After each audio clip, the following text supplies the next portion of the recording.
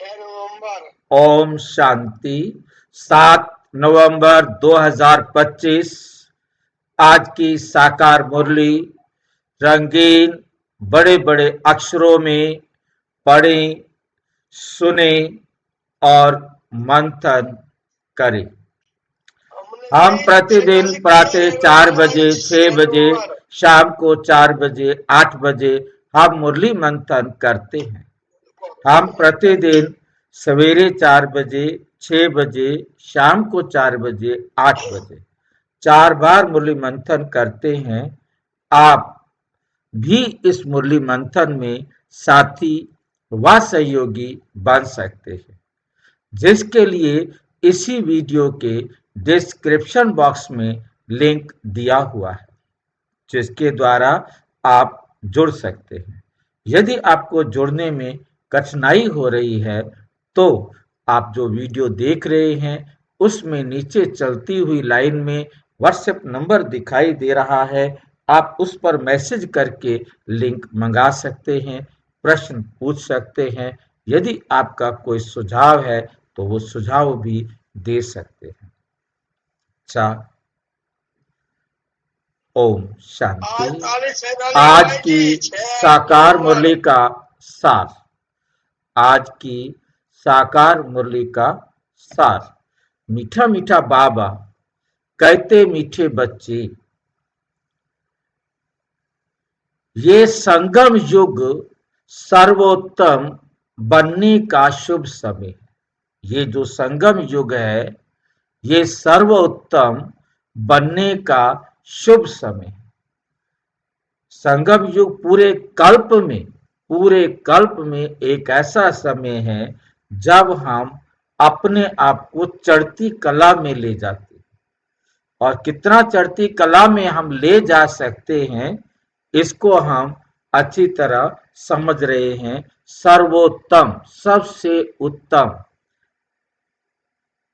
इसलिए पुरुषोत्तम का अर्थ भी क्या होता है? उत्तम आत्मा बनना। और उत्तम आत्मा बनाने के लिए स्वयं बाबा हमें आकर ये पढ़ाई पढ़ाते हैं। क्यों? क्योंकि इसी समय बाप तुम्हें नर से नारायण बनने की पढ़ाई पढ़ाते हैं।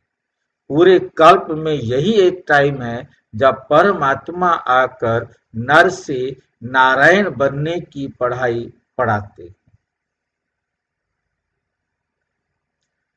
प्रश्न: तुम बच्चों के पास ऐसी कौन सी नॉलेज है जिसके कारण तुम किसी भी हालत में रो नहीं सकते?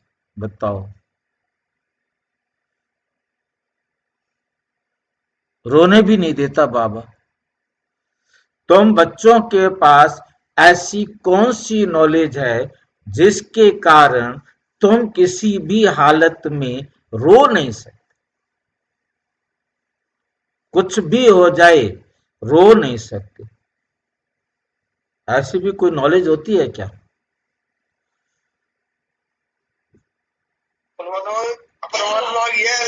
नॉलेज भाई जी, आप थोड़ी देर चुप रह सकते हैं या मैं आपको बाहर निकालूं? कोई प्रश्न, बात हो, जवाब हो, वो जवाब ढंग से दो। बात जो है वो ढंग से करो। किसी को क्या समझ में आ रहा है? तुम बच्चों के पास ऐसी कौन सी नॉलेज है जिसके कारण तुम किसी भी हालत में रो नहीं सकते? ऐसा कोई ज्ञान बाबा ने हमें दिया है? ड्रामा और कर्मों की नॉलेज। उससे कैसे हम नहीं रोएंगे? बताओ। हमारा सारा परिवार डूब गया, मर गया, बम चल गया, हवाई जहाज ने अटैक कर दिया, हमारा घर सारा जल गया। हवाई जहाज तो जला सो जला। अमेरिका के अंदर 10 किलोमीटर तक जिनके घर जल गए उनका क्या होगा?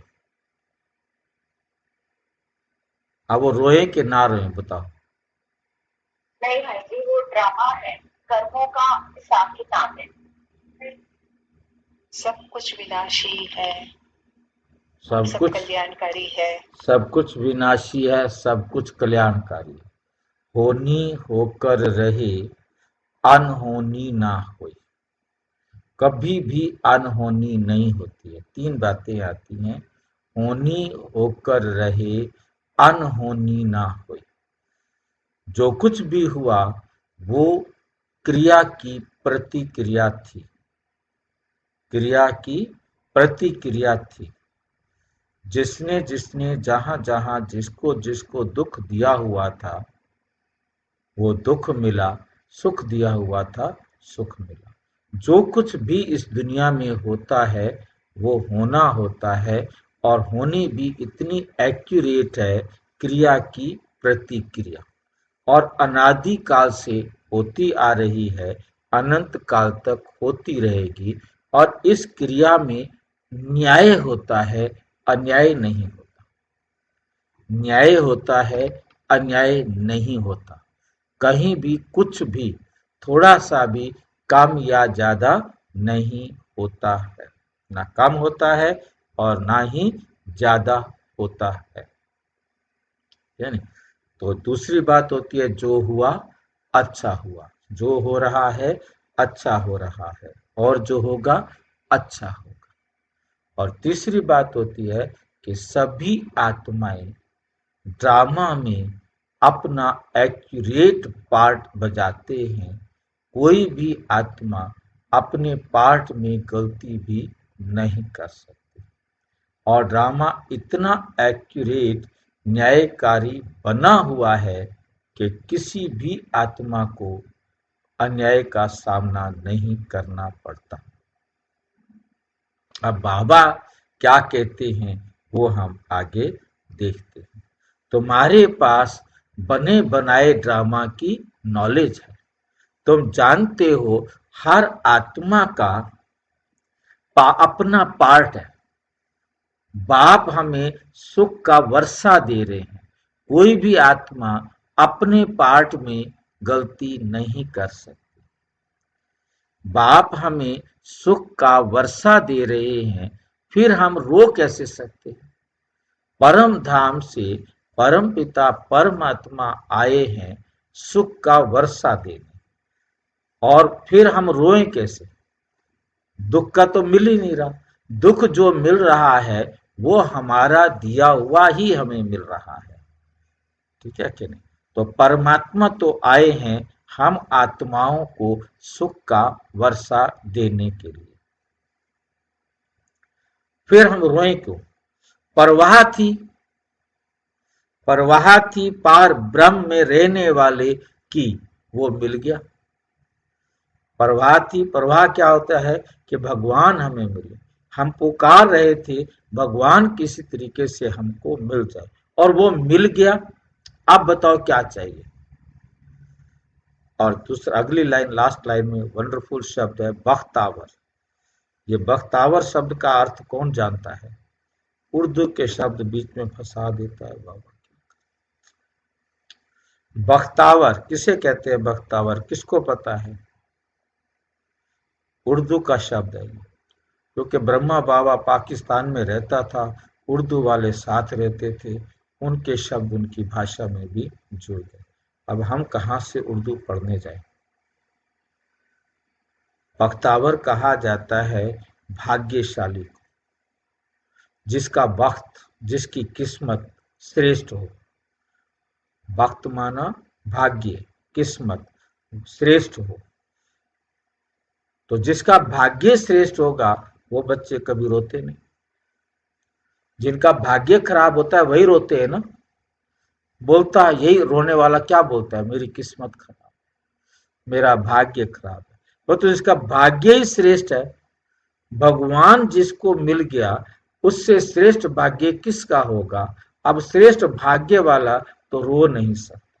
जो भगवान से नहीं मिला वो तो रो सकता है, परंतु जो भगवान से मिला वो कभी रो नहीं सकता। जिसका भाग्य भगवान बनाए वो तो श्रेष्ठ है ही। ओम शांति। रूहानी बाप बैठ बच्चों को एक बात समझाते। रूहानी बाप बैठ, रूहानी बाप बैठ बच्चों को एक बात समझाते हैं, चित्रों में भी ऐसे लिखना है कि त्रिमूर्ति शिव बाबा बच्चों प्रति समझाते हैं। तुम भी किसको समझाते हो तो तुम आत्मा कहेंगे।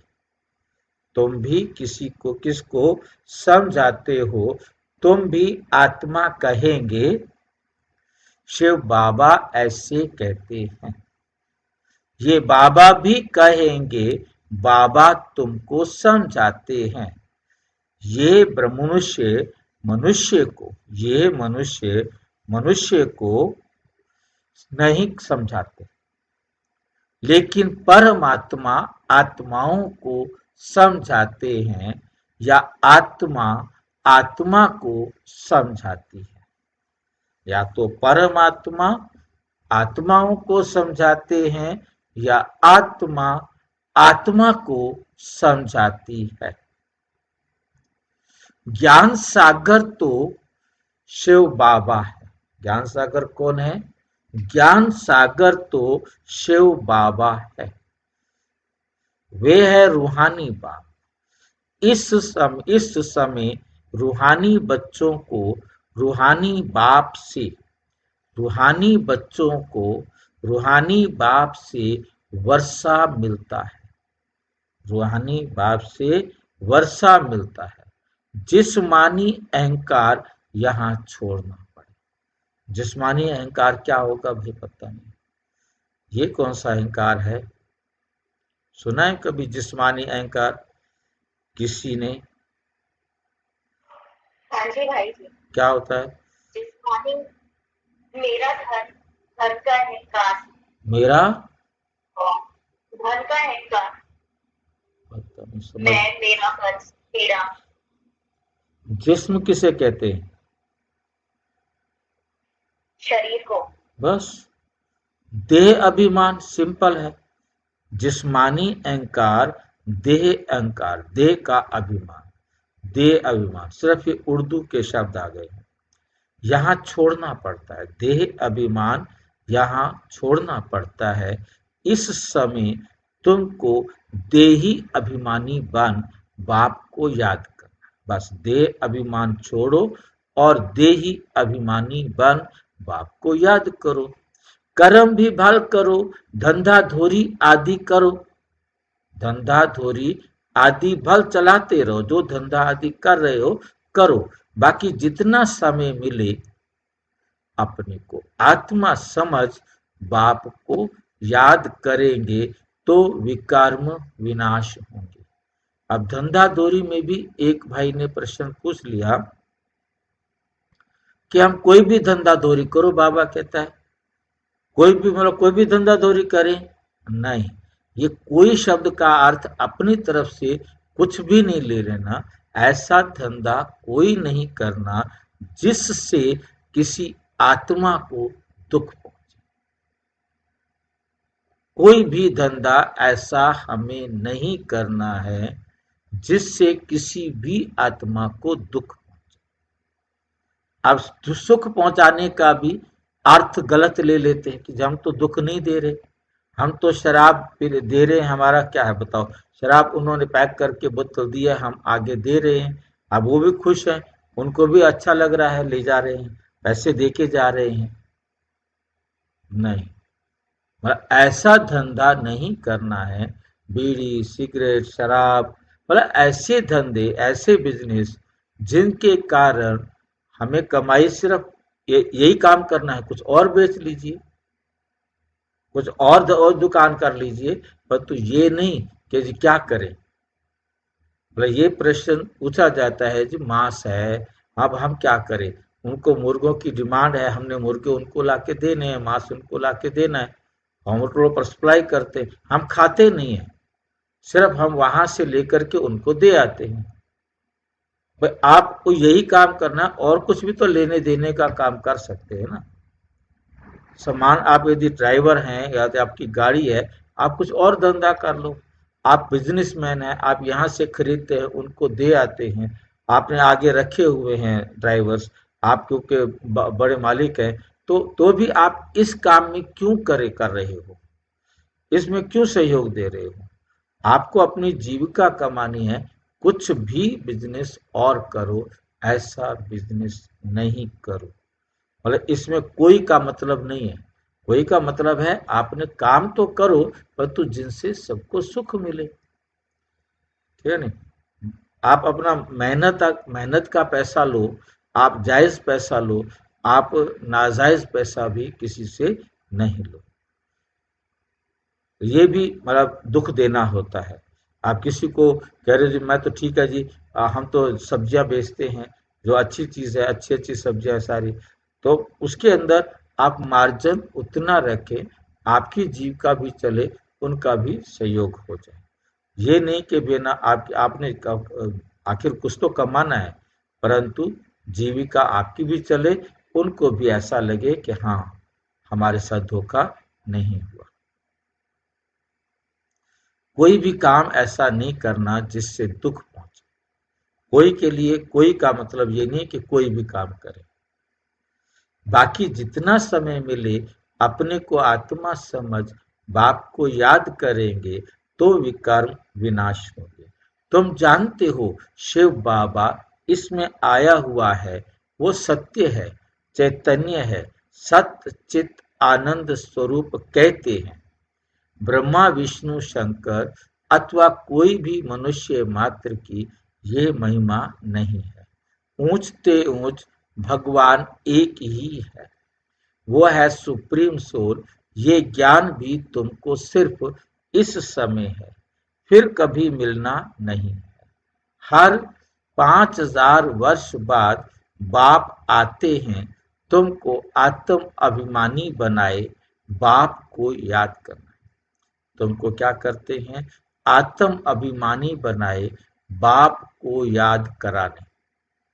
हमें पहले बताते हैं कि बच्चे अपने आप को आत्मा समझ मुझ एक बाप को याद करो, जिससे तुम तमो प्रधान से सतो प्रधान बन जाते हो। और कोई उपाय नहीं।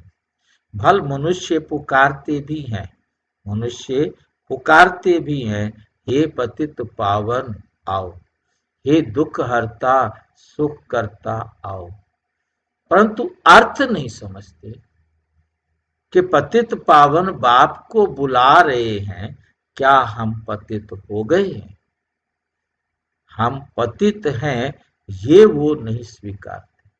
ये कोई स्वीकार कर लेता कि मैं पतित हूं, तो फिर उसे ये भी पता लग जाता कि पावन कैसे बनेंगे।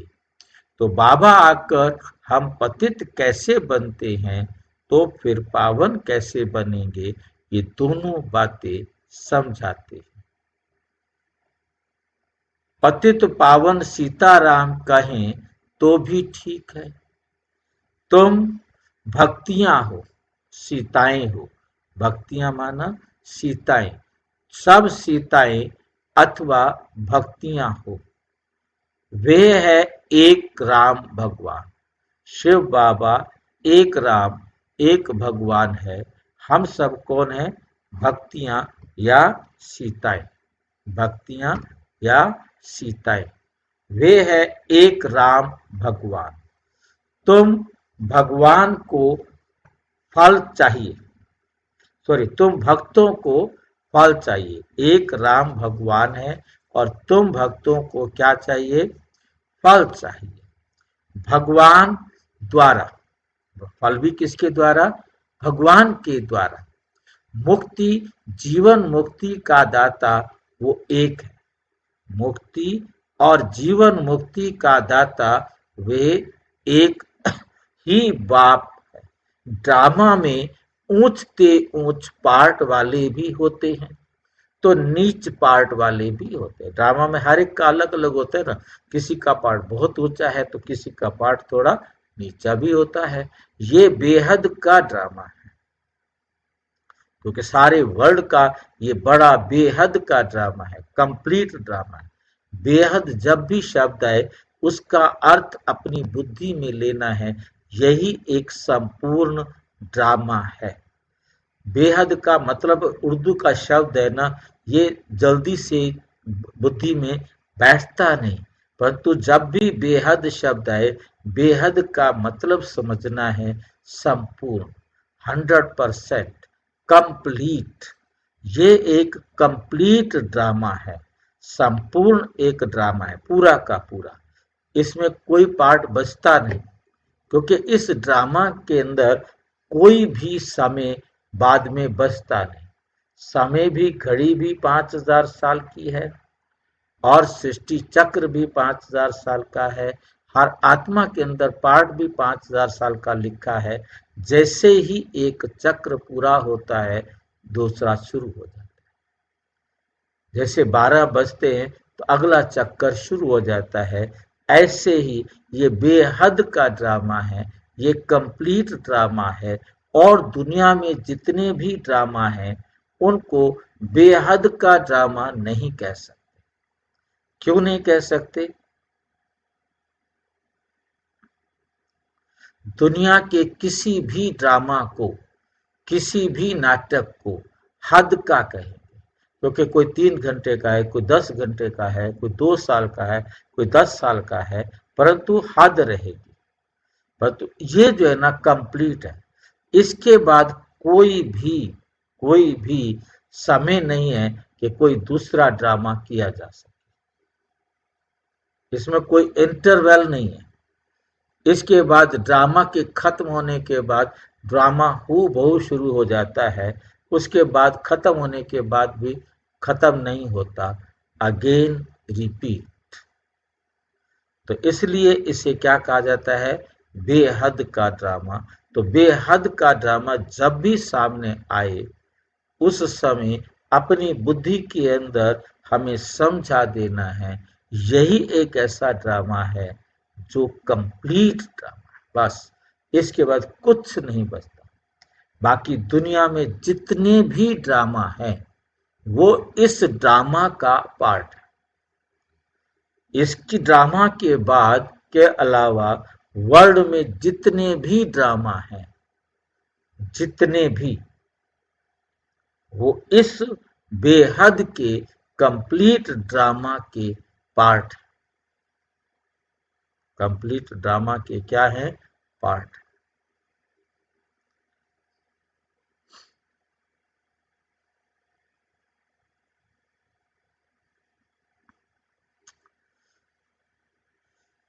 इसको और कोई समझ भी ना सके।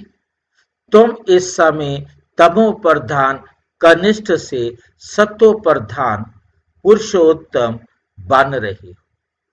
तुम इस समय तमो प्रधान कनिष्ठ से सतो प्रधान पुरुषोत्तम बन रहे हो। सतो प्रधान को ही सर्वोत्तम कहा जाता है। इस समय तुम सर्वोत्तम नहीं हो। इस समय तुम सर्वोत्तम नहीं हो। बाप तुमको सर्वोत्तम बनाते हैं। ये ड्रामा का चक्र कैसे फिरता रहता है, इसको कोई भी नहीं जानते। इसको कोई भी नहीं जानते। कलयुग, संगम युग, फिर होता है सतयुग। पुरानी को नई कौन बनाएंगे? बाप बिगर कोई बना ना सके। बाप के सिवाय कोई बना नहीं सकता। बाप ही संगम पर आकर पढ़ाते हैं। बाप ने सतयुग, बाप ना सतयुग में आते हैं, ना कलयुग में आते हैं। बाप कहते हैं मेरा पार्ट ही संगम पर है। इसलिए संगम युगी कल्याणकारी युग कहा जाता है। यह ऑस्पिशियस, बहुत उच्च शुभ समय है, संगम युग। जबकि बाप आकर तुम बच्चों को नर से नारायण बनाते हैं। मनुष्य से, मनुष्य तो मनुष्य ही हैं, परंतु दैवी गुण वाले मनुष्य। जी, हाँ जी। ऑस्पिशियस क्या है? पवित्र, ये अंग्रेजी का पता नहीं, बाबा है ना, कभी अंग्रेजी के शब्द घुसा देता है, कभी उर्दू के शब्द घुसा देता है, वो अटक जाता है मामला। जो लिखा है ना, ऑस्पिशियस, बहुत ऊंच, शुभ समय, संगम युग, अंग्रेजी में बताकर फिर साथ में हिंदी में भी बता दिया, बहुत ऊंच शुभ समय, संगम युग। जबकि बाप आकर तुम बच्चों को नर से नारायण बनाते हैं। मनुष्य तो मनुष्य ही हैं, परंतु दैवी गुण वाले बन जाते हैं। उनको कहा जाता है आदि सनातन देवी देवता धर्म। बाप कहते हैं, ये धर्म स्थापन करता हूं मैं, ये धर्म स्थापन करता हूं। इसके लिए इसके लिए है इसके लिए पवित्र जरूर बनना पड़ेगा। ये बात आप नोट कर लो। मैं आया हूं पवित्र धर्म स्थापन करने के लिए, तुम्हें पतित से पावन बनाने के लिए, तो तुम्हें पावन तो जरूर बनना पड़ेगा। पतित पावन एक बाप है, बाकी सब हैं ब्राइड्स, दुल्हनियां, सजनियां, भक्तियां, सीताएं। बाकी सब कौन है? पुरुष तो नहीं होंगे कि पुरुष भी सीताएं हैं? पुरुष भी होंगे भाई जी। पुरुष भी सीताएं होंगे, पुरुष भी सजनियां बनेंगे, दुल्हनियां बनेंगे। ये कैसी, ऐसे ऐसे जुल्म क्यों कर रहे हो आप? कोई बात कर लो भाई, जितने जुल्म करने, आपके बाप का राज है, हम कुछ कर नहीं सकते। आप पुरुषों को भी दुल्हनियां बना देते हो, सजनियां बना देते हो। सारे पुरुष चुपचाप बैठे, कुछ नहीं बोल सकते, ठीक है कि नहीं? शरीर से तो पुरुष है भाई जी आप, वो तो आत्मा ही। अच्छा, ये भी चक्कर है, क्या करे। बाबा ने ना सारी उल्टी सीधी बातें सिखा दी है। पतित पावन सीताराम कहना भी ठीक है, पतित पावन सीताराम कहना भी ठीक है, परंतु पिछाड़ी में जो फिर रघुपति राघव राजा राम कह देते हैं, वो रॉन्ग हो जाता है।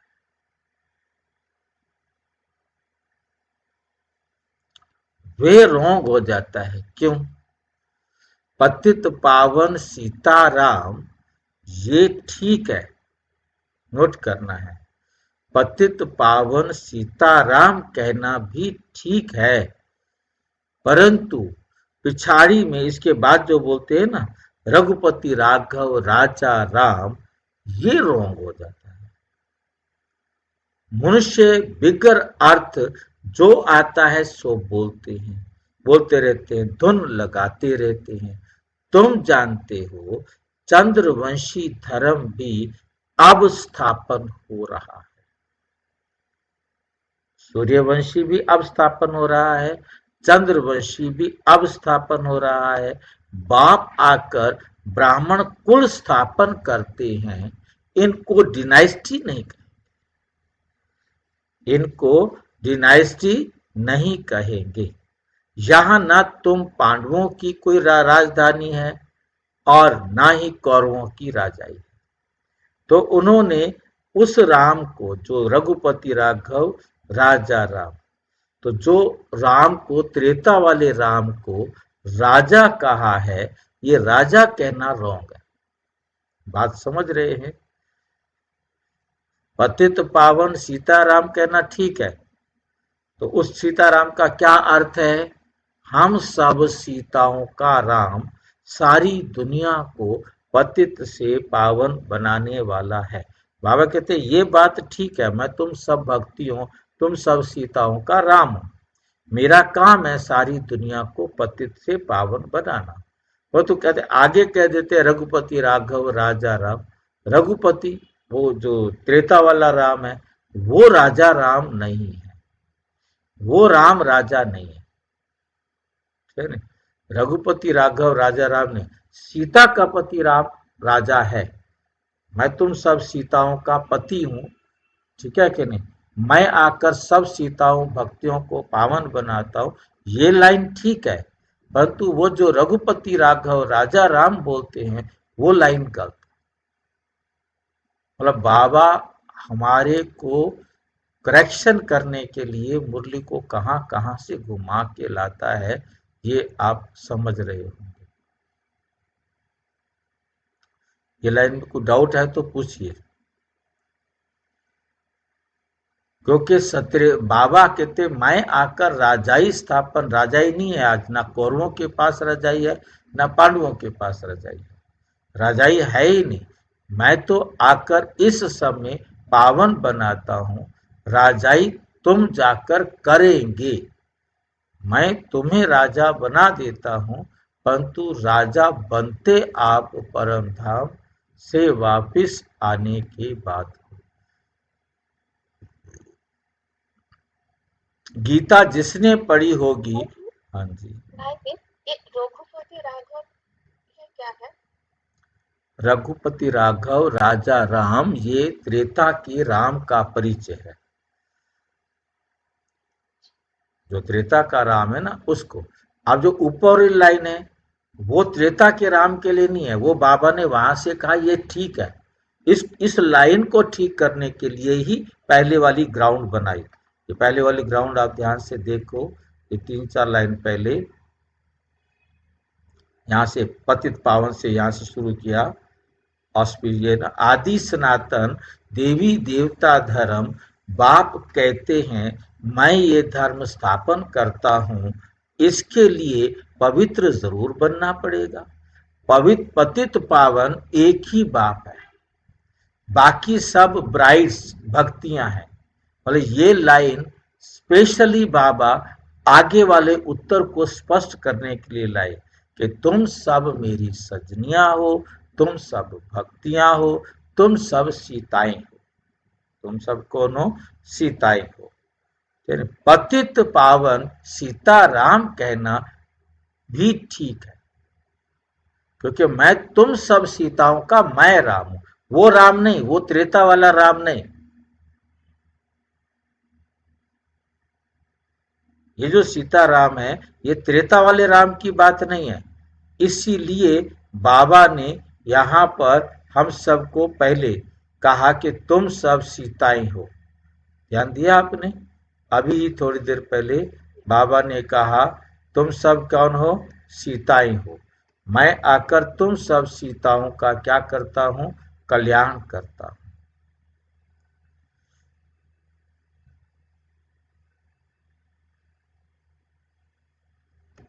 तो पतित पावन एक ही बाप है, बाकी सब है ब्राइड्स भक्तियां। पतित पावन सीताराम कहना भी ठीक है। क्यों कहना ठीक है? कि मैं हूं सीताओं का राम, मैं आकर पति से पावन बना। परंतु पिछाड़ी में जो रघुपति राघव राजा राम कह देते वो रॉन्ग हो जाता है, क्योंकि त्रेता का राम वही राजा नहीं है। मनुष्य बिगर अर्थ जो आता है सो बोलते रहते हैं, धुन लगाते रहते हैं, धुन लगाते रहते हैं। तुम जानते हो चंद्रवंशी धर्म भी अब स्थापन हो रहा है, बाप आकर ब्राह्मण कुल स्थापन करते। ब्राह्मण के बाबा कहते मैं आकर ब्राह्मण कुल स्थापन करता हूं, इनको डिनाइस्टी नहीं कहेंगे, इनको राजधानी नहीं कहेंगे, इसमें कोई राजा नहीं, ना मैं राजा बनता हूं ना ये राजा बनते, इनकी कोई डिनाइस्टी नहीं, ये परिवार है, यहां ना तुम पांडवों की ना कौरवों की राजाई है। गीता जिसने पढ़ी होगी उनको ये बातें जल्दी समझ में आएंगी। ये भी है गीता। कौन सुनाते हैं? भगवान। तुम बच्चों को पहले पहले तो ये समझानी देनी है कि गीता का भगवान कौन? वो कहते हैं श्री कृष्ण। भगवानोवाच। अब श्री कृष्ण तो होगा सत्य, अब श्री कृष्ण तो होगा सतयुग, सतयुग में। उनमें जो आत्मा है वे तो अविनाशी है, शरीर का ही नाम बदलता है, आत्मा का कभी नाम नहीं बदलता। श्री कृष्ण की आत्मा का शरीर सतयुग में ही होता है। नंबर वन में वही, नंबर वन में वही जाता है। लक्ष्मी नारायण नंबर वन, फिर है सेकंड थर्ड, फिर हैं सेकंड थर्ड, तो उनके मार्क्स भी इतने कम होंगे।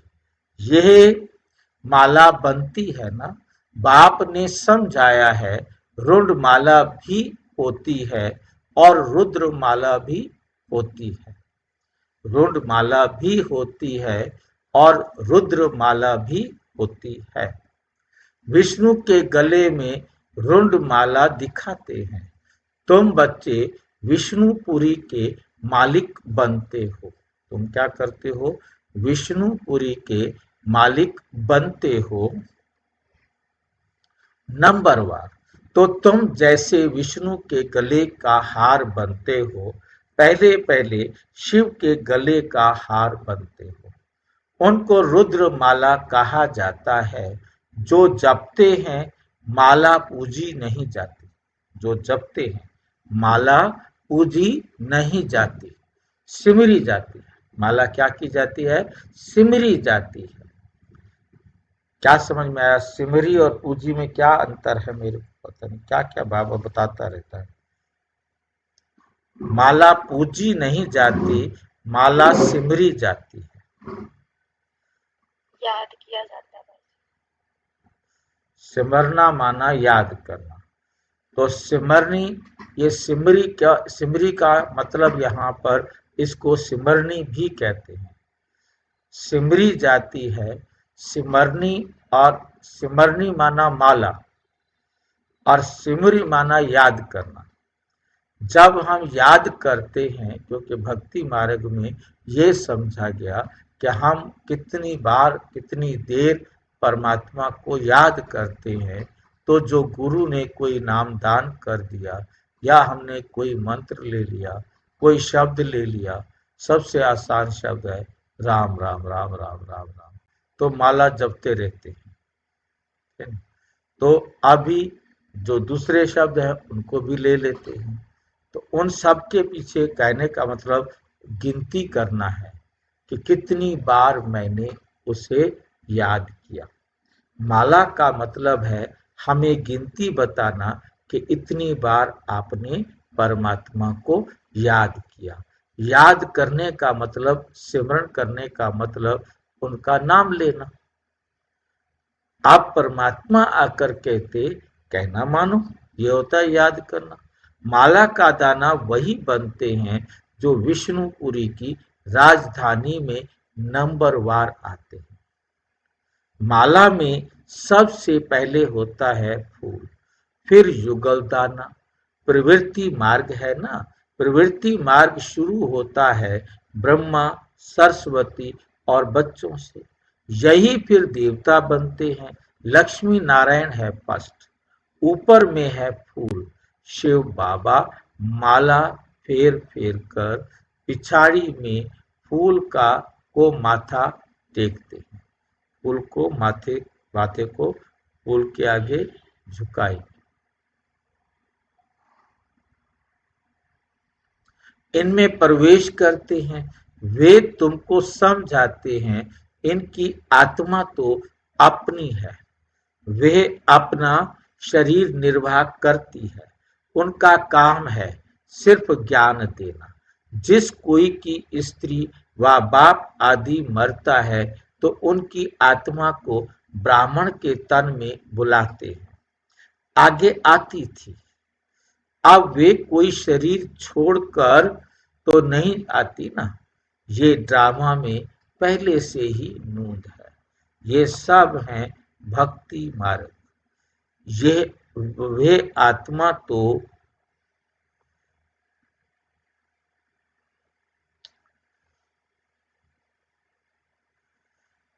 तो गई, जाकर दूसरा शरीर लिया। तुम बच्चों को अभी ये सारा ज्ञान मिल रहा है।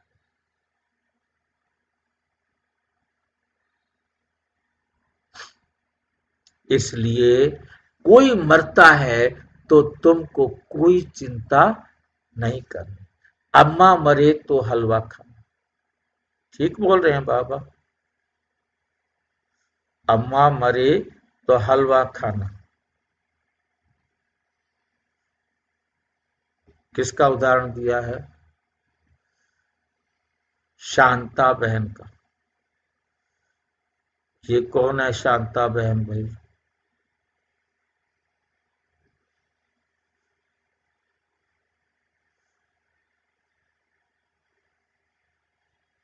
बच्ची ने बाबा की बेटी। बाबा की बेटी का नाम निर्मल शांता।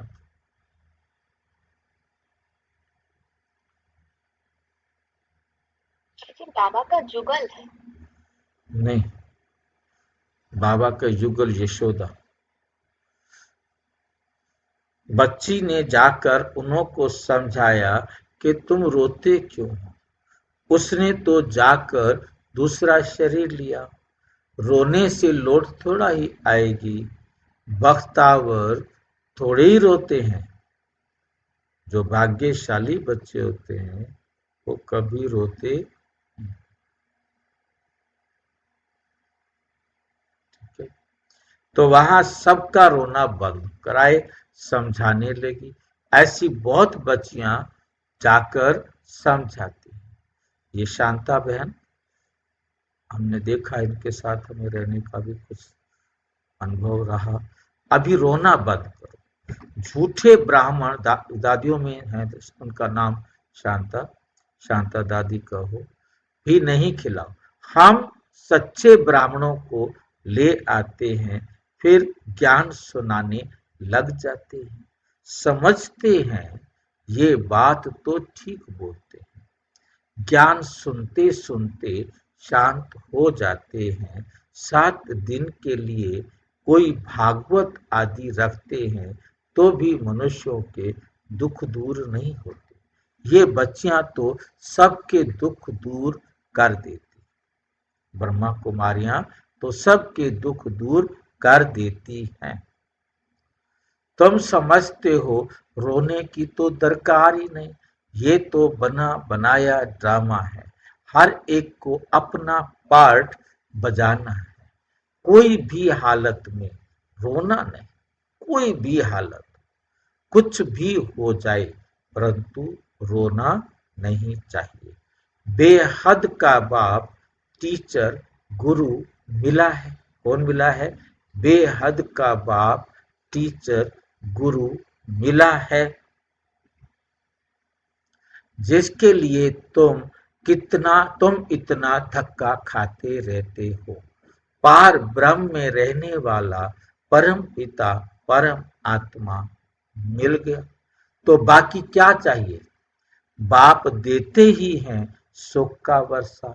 तुम बाप को भूल जाते हो, तब रोना पड़ता है। बाप को याद करेंगे तब खुशी होगी। ओ ओ हम तो विश्व के मालिक बनते हैं। हम क्या बनते हैं? विश्व के मालिक बनते हैं। फिर 21 पीढ़ी रोएंगे नहीं, कभी रोएंगे नहीं। फिर 21 पीढ़ी कभी रोएंगे नहीं। 21 पीढ़ी अर्थात पूरा बुढ़ापे तक अकाले मृत्यु नहीं होती। अकाले मृत्यु नहीं होती। तो अंदर में कितनी गुप्त खुशी रहनी चाहिए। अंदर में कितनी गुप्त खुशी रहनी चाहिए। तुम जानते हो हम माया पर जीत पाकर जगत जीत बनेंगे। माया पर जीत पाकर क्या बनेंगे? हम जगत जीत बनेंगे। हथियार आदि की कोई बात नहीं। तुम हो शिव शक्तियां, तुम्हारे पास है ज्ञान कटारी, ज्ञान बाण। उन्होंने फिर भक्ति मार्ग में देवियों को स्थूल बाण, खड़ग आदि दे दी है। बाप कहते हैं ज्ञान तलवार से विकारों को जीतना है। बाकी देवियां कोई हिंसक थोड़े ही हैं। ये सब है भक्ति मार्ग। साधु संत आदि हैं निवृत्ति मार्ग। साधु संत आदि क्या हैं? निवृत्ति मार्ग वाले। वे प्रवृत्ति मार्ग को मानते ही नहीं। तुम तो संन्यास करते हो सारी पुरानी दुनिया का, पुराने शरीर का। अब बाप को याद करेंगे तो पवित्र हो जाएंगे। बाप को याद करेंगे तो क्या होगा? तुम पवित्र हो जाएंगे। ज्ञान के संस्कार ले जाएंगे। उस अनुसार नई दुनिया में जन्म लेंगे। उस अनुसार क्या करेंगे आप? नई दुनिया में जन्म लेंगे। अगर यहां भी जन्म लेंगे तो भी कोई अच्छे घर में राजा के पास व रिलीजियस घर में वो संस्कार ले जाएंगे। सबको प्यारे लगेंगे, कहेंगे ये तो देवी है। श्री कृष्ण की कितनी महिमा गाते हैं। छोटेपन में दिखाते हैं मक्खन चुराया, मटकी फोड़ी, ये किया, कितने कलंक लगाए हैं। अच्छा, फिर श्री कृष्ण को सांवरा क्यों बनाया, काला क्यों बनाया? वे तो वहां तो श्री कृष्ण गोरा होगा ना।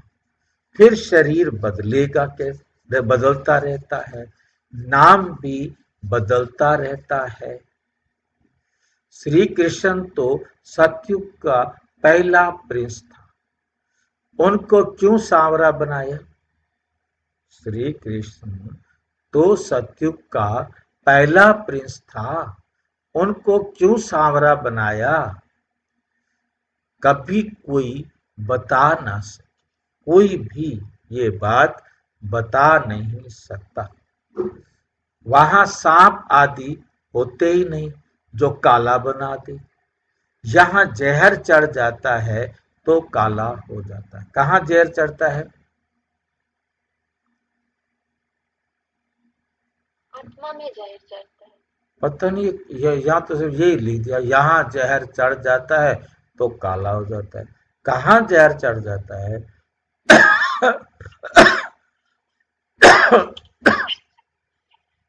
कहाँ जहर चढ़ता आज है? भक्ति मार्ग में जो चित्र दिखा रखा है ना, कृष्ण सोया हुआ है सांप के ऊपर। सोया हुआ है, वहां तो जहर की बात ही नहीं है कोई। भाई जी कलयुग में कलयुग में क्या है? आत्मा विकारी हो जाती है। तो विकारी हो गए, काला जहर, जहर कहाँ चढ़ता है ये बताओ ना। जहर की बात कहाँ से आ गई है?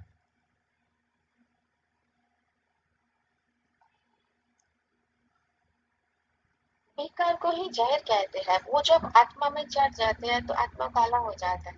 कब चढ़ता है जहर? यहाँ कृष्ण की बात हो रही है, आत्मा की बात नहीं हो रही है। कृष्ण पर कोई जहर चढ़ता है क्या? जब वो काली देह में घूमता है और जब वो देह भान में आता है तब काला हो जाता है। जब वो देह भान में आता है तो काला हो जाता है।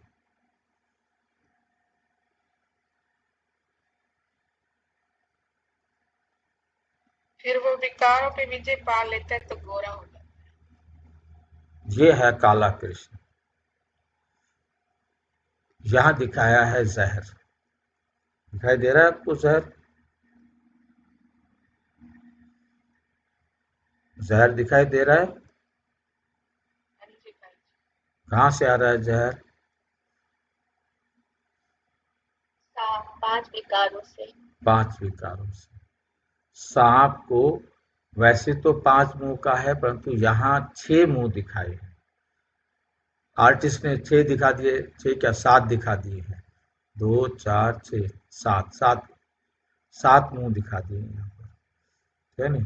वैसे 5 मुंह का सांप, 5 विकार या 7 विकार कहो, क्योंकि उनको तो पता नहीं कि ये विकार के लिए हैं, क्योंकि दुनिया ने बनाया है।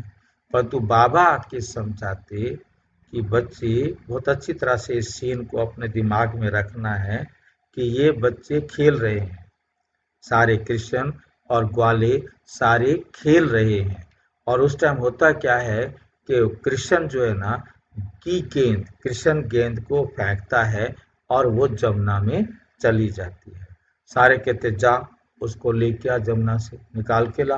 अब हमारा सारा खेल रुक गया, क्योंकि जिसके द्वारा जाती है तो सारे बच्चे नेचुरल उसी को कहते हैं जा तू ही उठा के लाएगा, अब तू तू जा। कहते मैं तो छोटा बच्चा हूँ, मैं तो डूब जाऊंगा, तो मर जाऊंगा। कहते हमें नहीं पता, तू तू ही गेंद निकाल के लाएगा। अब ये चल पड़ता है साहब, छलांग लगा देता है, सारे परेशान। अब वो तो परेशानी तो दुनिया वालों की रीति से देखी उन्होंने, परंतु गेंद का काली देह में कूदना, गिरना, गेंद का काली देह में गिरना, इस बात को याद रखना है कि आत्मा का पतित शरीर में गिरना, पतित शरीर में जाना, ठीक है कि नहीं, और काली हो जाना। तो ये यहाँ पर, अब यहाँ पर कृष्ण जो है उसके पीछे कूद जाते हैं, तो नीचे जहाँ गेंद गई है, पहुंच गई है, क्योंकि वो तो तली में पहुंच गई है ना, ऊपर पानी में तो तैर नहीं रही है, रखी नहीं है। तो वहाँ नीचे तली में जाता है, तो नीचे सांप, जो सांप की पत्नियां हैं, जिसको हम सर्पणी दिखाया हुआ है नीचे हाथ जोड़ के जो खड़ी हैं, ये पहले इसको रोकती हैं कि भाई सांप सोया हुआ है, तू चला जा, हमारी जान बख्श दे और उनको छोड़ दे। नहीं वो जाग गया, उन्हें नहीं पता ना कि ये भगवान है। भाई जी, हाँ जी। सांप के पोतनियां मनुष्य होते हैं क्या? अब क्या करे, दिखा दिया है तो दिखा दिया है। बंदर की पत्नियां मनुष्य होती हैं क्या? जो राम को सेना मिली बंदरियों की, तो उनकी पत्नियों को तो बंदरियां नहीं दिखाया ना। रामायण में भी तो यही है ना, क्योंकि दुनिया भर में कहानियां, ये गपोड़ कहानियां हैं। हमने सच्चाई को समझना है कि मतलब वो उनको रोकती हैं कि उठ जाएगा, तो उसको मत, उधर मत जा। परंतु वो उधर ही जाता है और उधर जा करके उसको ही जोर से पैर से दबाता है, उसके ऊपर चढ़ के ही डांस उसको जो है ना जगाता ही है एक प्रकार से। जब वो जाग जाता है तो अपने मुंह से क्या करता है, जहर देता है। मतलब खुद ही हम पतित शरीर में आ गए, हमने खुद ही विकारों को जगाया। काली देह में कूदने से, विकारों में गिरने से, विकारों में जाने से कृष्ण भी काला हुआ। क्योंकि दादा लेखराज जो कृष्ण की आत्मा है, वे भी तो शादी किया, वे भी तो विकार में गया, उसके पास भी तो ये सारे विकार थे, काम क्रोध लोभ मोह अहंकार, उसमें भी तो था, ये नहीं कि उसमें नहीं था। ठीक है, तो मेन बात हमको समझनी है कि इसको कह दिया तो कृष्ण वहां गया, और यहाँ का मतलब, वहां का मतलब है द्वापुर में। भक्ति मार्ग के अंदर दिखाया गया कि कृष्ण द्वापुर में काला हो गया, क्योंकि वो काली देह में कूदा, काली देह में कूदा। तो काली देह में कूदने से कृष्ण क्या हो गया, काला हो गया।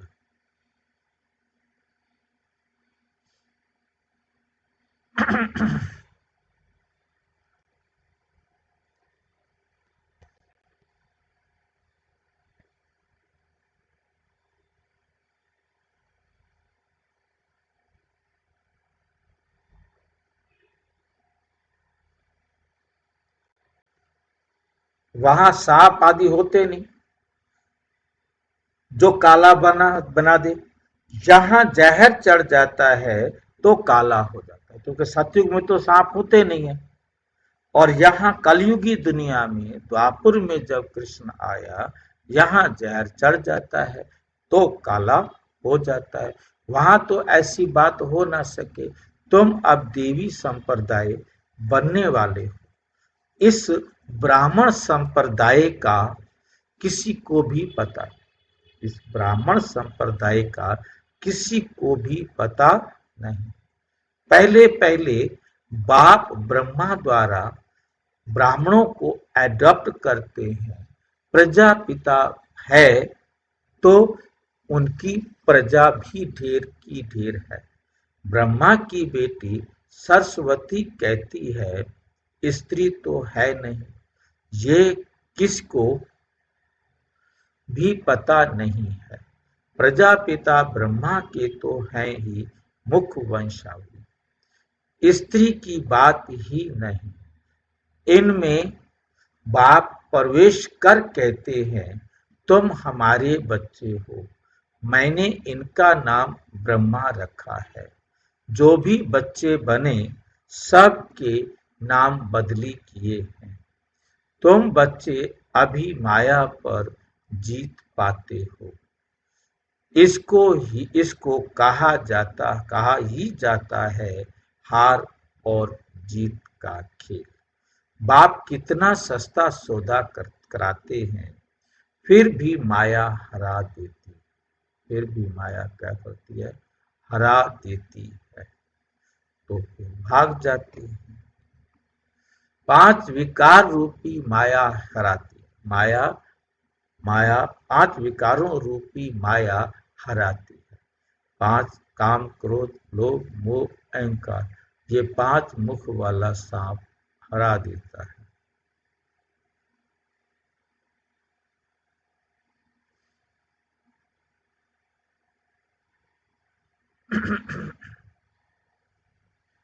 जिनमें 5 विकार हैं उनको ही आसुरी संप्रदाय कहा जाता है।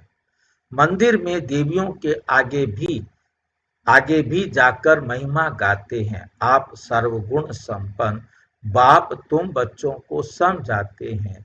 तुम ही पूज्य देवता थे, फिर 63 जन्म पुजारी बने, अब फिर पूज्य बनते हो। बाप पूज्य बनाते हैं, रावण पुजारी बनाते हैं। ये बातें कोई शास्त्रों में नहीं है। बाप कोई शास्त्र थोड़े ही पढ़ा हुआ है, वे तो है ही ज्ञान का सागर। वर्ल्ड ऑल माइटी अथॉरिटी है। ऑल माइटी अथॉरिटी सर्वशक्तिवान बाप।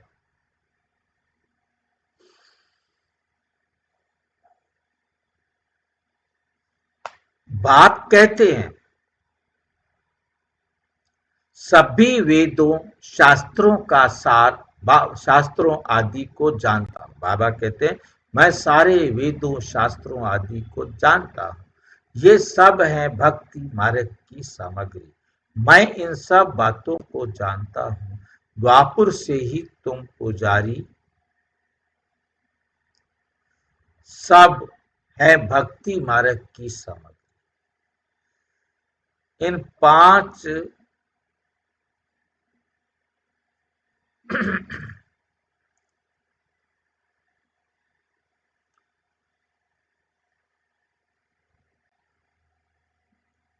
ये सब है भक्ति मार्ग की सामग्री।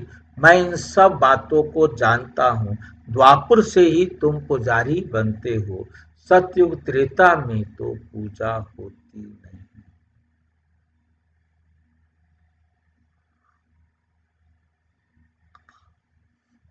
वे पूज्य घराना है, फिर होता है पुजारी घराना। इस समय सब पुजारी है। ये बातें कोई को मालूम नहीं। आप ही आकर 84 जन्मों की कहानी सुनाते हैं। बाप ही आकर 84 जन्मों की कहानी सुनाते हैं।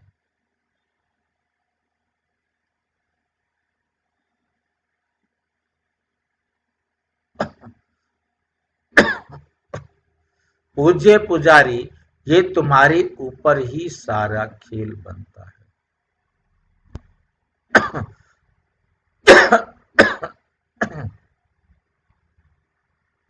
ये तुम्हारे ऊपर ही सारा खेल रहता है।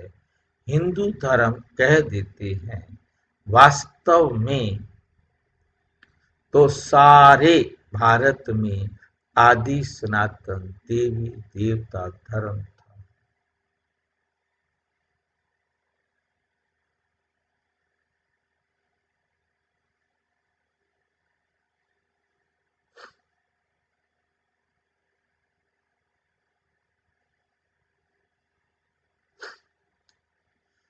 कितनी बातें समझानी पड़ती हैं।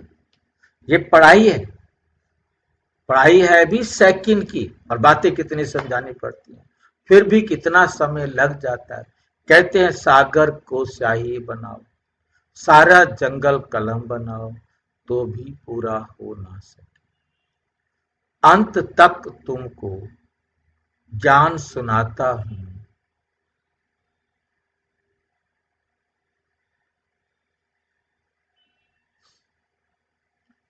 अंत तक तुमको ज्ञान सुनाता हूं।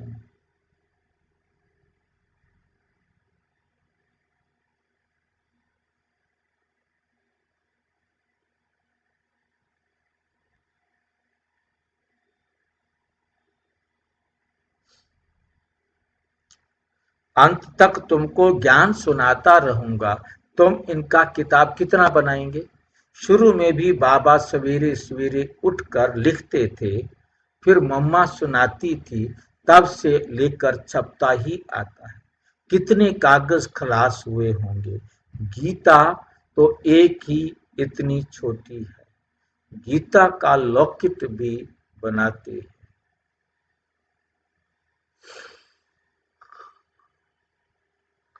गीता का बहुत प्रभाव है, परंतु गीता ज्ञानदाता को भूल गए।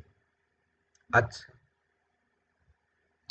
मीठे मीठे सिक्की लदे बच्चों प्रति माता पिता बाप दादा का याद प्यार और गुड मॉर्निंग।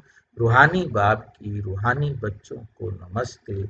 हम रूहानी बच्चों की रूहानी बाप दादा को नमस्ते नमस्ते नमस्ते। धारणा के लिए मुख्य सार। नंबर 1, ज्ञान तलवार से विकारों को जीतना है। ज्ञान के संस्कार भरने हैं। पुरानी दुनिया और पुराने शरीर का संन्यास करना है। भाग्यवान बनने की खुशी में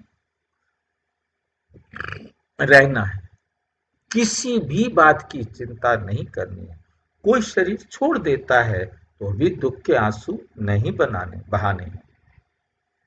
वरदान, कंट्रोलिंग पावर द्वारा 1 सेकंड के पेपर में पास होने वाले पास विद ऑनर भाव।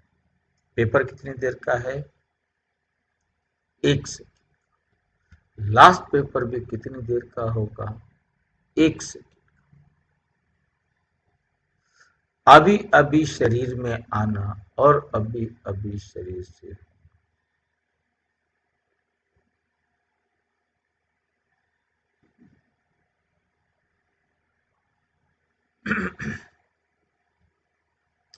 अभी अभी शरीर में आना और अभी अभी शरीर से न्यारे बन अव्यक्त स्थिति में स्थित हो जाना। जितना हंगामा हो उतना स्वयं की स्थिति अति शांत हो, जिसके लिए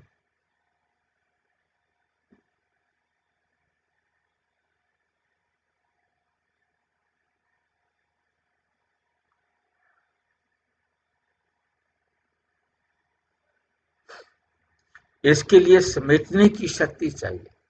1 सेकंड में विस्तार से सार में चले जाए और 1 सेकंड में सार से विस्तार में चले जाए। ऐसी कंट्रोलिंग पावर वाले ही विश्व को कंट्रोल कर सकते हैं।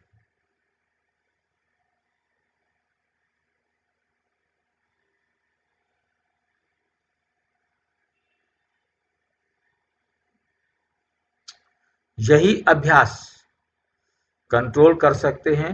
यही अभ्यास अंतिम 1 सेकंड के पेपर में पास विद ऑनर बना दे। कौन सा अभ्यास? कि सेकंड के अंदर अपने आप पे कंट्रोल करना। जब स्वयं पर कंट्रोल करेंगे तो विश्व पर भी कंट्रोल कर सकेंगे। स्लोगन: वानप्रस्थ स्थिति का अनुभव करो और कराओ तो बचपन के खेल समाप्त हो जाएंगे।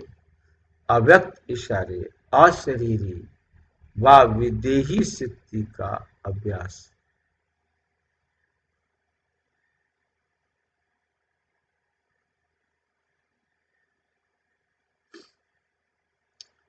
अशरीरी व विदेही स्थिति का अभ्यास बढ़ाओ। विदेही बनने में हे अर्जुन बनो। हे अर्जुन बनो का क्या मतलब है पता नहीं। अब हम अर्जुन बने, क्या बने? अभी तक था लक्ष्मी नारायण बनो, राधा कृष्ण बनो, विष्णु चतुर्भुज बनो। आज कहता है अर्जुन बनो।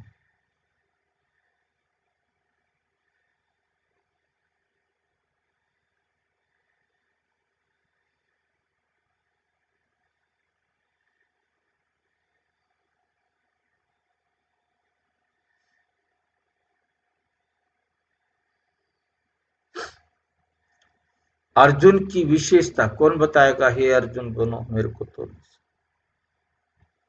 कोई बताएगा? विदेही बनने में हे अर्जुन बनो।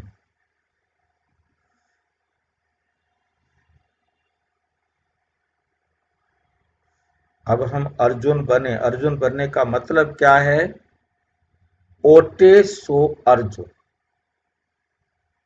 ओटे सो अर्जुन। जो विदेही बनने की बात को स्वीकार करेगा कि मुझे विदेही बनना है, वो अर्जुन। जो कहेगा हाँ कर लेंगे, बन जाएंगे, अभी कौन सा, वो अर्जुन नहीं है। अर्जुन की विशेषता सदा बिंदी में स्मृति स्वरूप बन अर्जित करने वाला। जो अर्जित करता है, जो प्राप्त करता है। अर्जुन की विशेषता है सदा बिंदी में स्मृति स्वरूप बन विजयी बना। ऐसे नष्टो मोहा स्मृति स्वरूप बनने वाले अर्जुन सदा गीता ज्ञान सुनने और सुनाने वाले, मनन करने वाले अर्जुन। ऐसे विदेही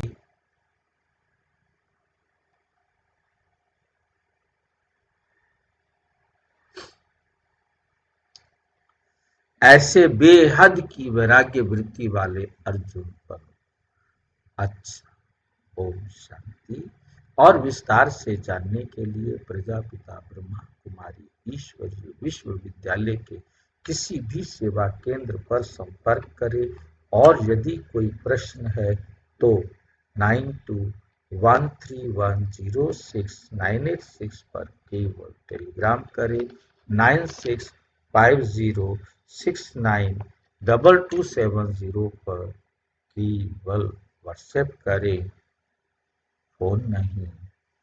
ओम शांति।